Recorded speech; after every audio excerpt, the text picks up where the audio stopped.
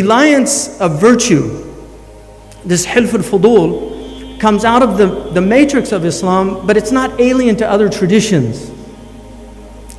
The idea of what the Arabs call qawasim mushtaraka, these common denominators that we share, that bind us together. And if we look at the seerah of our Prophet, the biography of our Prophet, it's very clear that he was making alliances, that he did not see religion as something that left us in antagonistic relationship with. And just one example of that, the man who the Prophet engaged to guide him from Mecca to Medina, Abdullah bin Arqad Urayqit, was a polytheist. He was a pagan.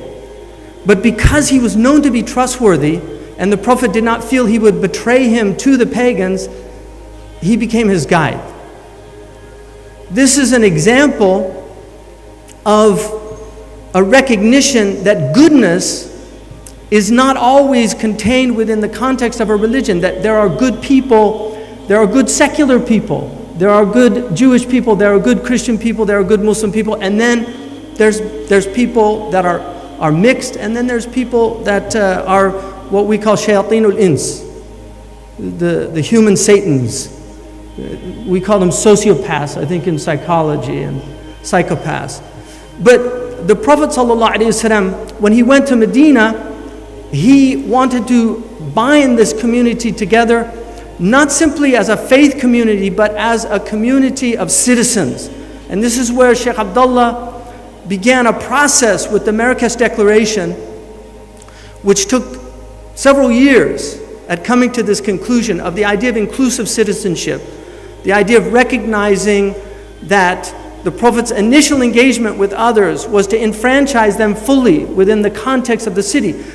The word in Arabic for the Prophet's city is Medina. The word for civil society is al-mujtama' al-madani. Civil society is what enables people to live together. In the Prophet ﷺ's lifetime, between 561 and 603, there was a Pax Romanica in the region. The Byzantines had a treaty with the Persians that enabled commerce to flourish. All of that broke down in 603 when a war broke out due to a coup d'etat in the Byzantine community. The Persians invade and everything broke down. Synagogues and churches were being destroyed. There was religious persecution. The Prophet ﷺ at the time was not yet in the context of his mission. He was a merchant. All of the commerce broke down. Religious freedom and commerce broke down. The seerah can be looked at as an incredible attempt at restoring what had been lost, restoring civil society. He made Medina a sanctuary, a place where people could not fight. In our narrative in Islam, we have a narrative like the Jews and the Christians have a narrative. In our narrative, Adam and Hawa, Adam and Eve are expelled from paradise, which is called Darus Salam, the abode of peace.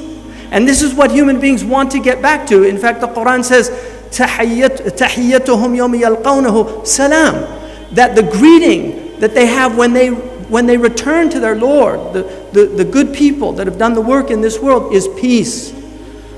In the 36th chapter, Salamun qawlan min Rabbir Rahim, peace is a word from a merciful Lord. That this is what we're being called to.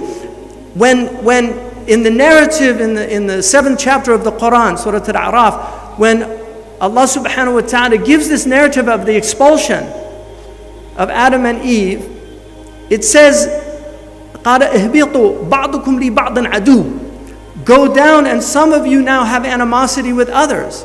In other words, the Darus Salam was lost, and we enter into a abode of strife and conflict because of our fall. But then, a few verses later, Allah subhanahu wa ta'ala says that when the messengers from you come to you, إِمَّا يَأْتِيَنَّكُمْ رُسُلٌ مِّنْكُمْ يَقُصُّونَ عَلَيْكُمْ آيَاتِي فَمِنِ اتَّقَى وَأَصْلَحَ. Those who have piety, those who are dutifully pious towards the Lord, and spread islah, spread peace. لا خوف عليهم ولا هم يحزنون. These people will have no fear of the future and no grief over the past.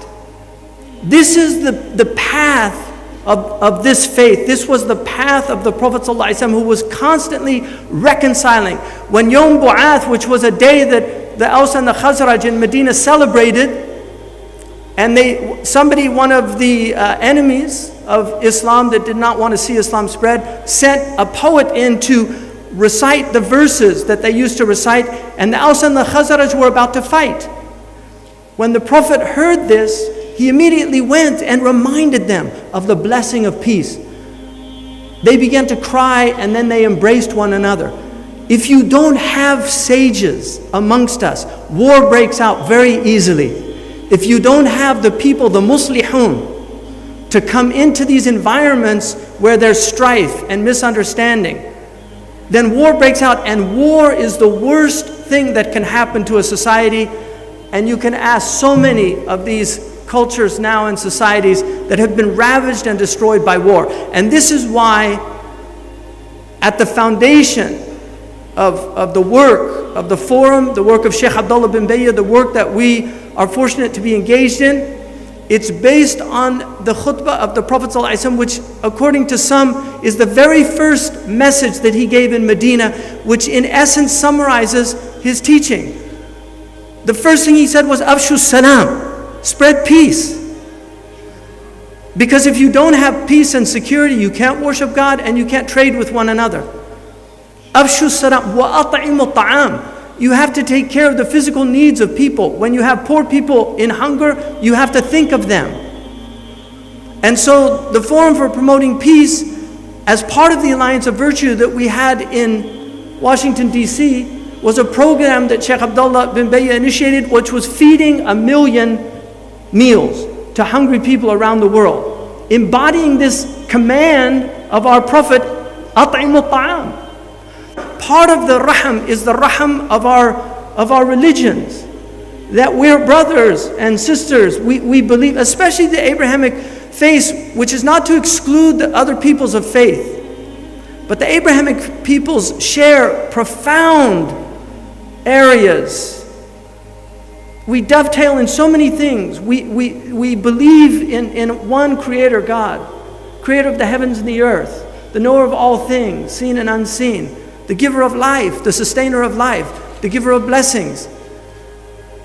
We believe in the 10 commandments. We believe in a day of judgment, of recompense. These are powerful areas of unity for us. But we also believe in these virtues of taking care of the orphan, of taking care of the widow, of feeding the hungry. The Catholics have the 7 acts of mercy. We believe visiting the prisoners, people in jail, in prison, the broken. These are powerful things. Consolation. One of the great gifts, to console others that are struggling, because this world is a difficult world.